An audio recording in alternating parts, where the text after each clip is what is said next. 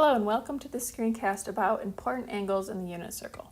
In this video, we're going to look at the unit circle with 24 points along its circumference. Later in our study of the unit circle, we're going to narrow our focus to just 16 of these points.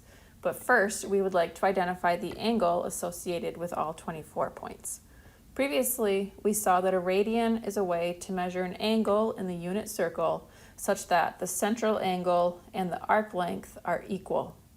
We will use this relationship to find the central angle associated with all 24 points we're about to see. So here we have a unit circle with 24 evenly spaced points along its circumference. And since there are 24 evenly spaced points around this unit circle, we can say, or we can think of this first point as T sub 1. And we can say that T sub 1 is 1/24th of the way around the entire circle. And we know the distance all the way around the circle is 2 pi. So we can put these ideas together and say that T1 is 1/24th of 2 pi, which equals pi over 12. This means the length of the arc from the positive x-axis to this point T1 is pi over 12. And on the unit circle, we know that the length of that arc also corresponds to this central angle measured in radians. So we could also say that this angle is pi over 12 radians. Let's continue by finding the arc length and thus the associated radian measure of the central angle for a couple more points along this unit circle. First, let's look at the point on the positive x-axis. We can call this point T sub 0. We could also think of it as T sub 24 if we rotated all the way around the unit circle.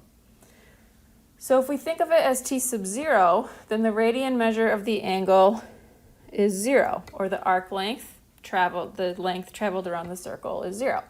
If we think of it as T sub 24, then we're thinking of it as the point that traversed the entire circle. So the arc length and then thus the angle would be 2 pi. Similarly, let's look at the 12 point, T sub 12. This would be the point laying on the negative x-axis. That's halfway around the circle. That means the arc length is going to be half of 2 pi, which is just pi.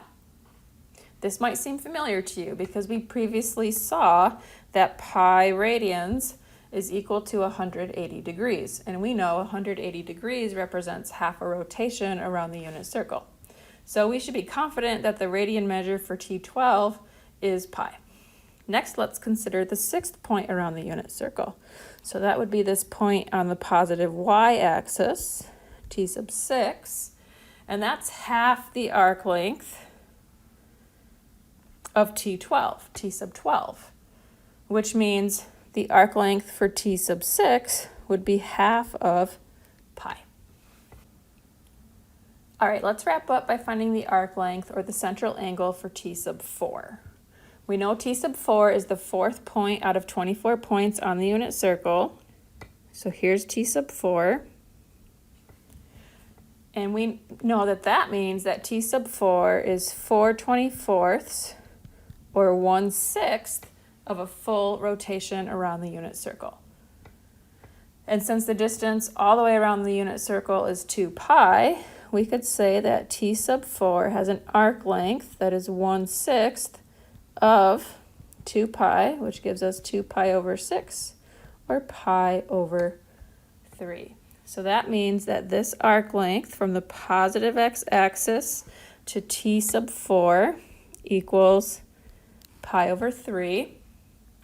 And it also tells us, because we're on the unit circle, that the corresponding central angle between the positive x-axis and T sub 4 is equal to pi over 3 radians.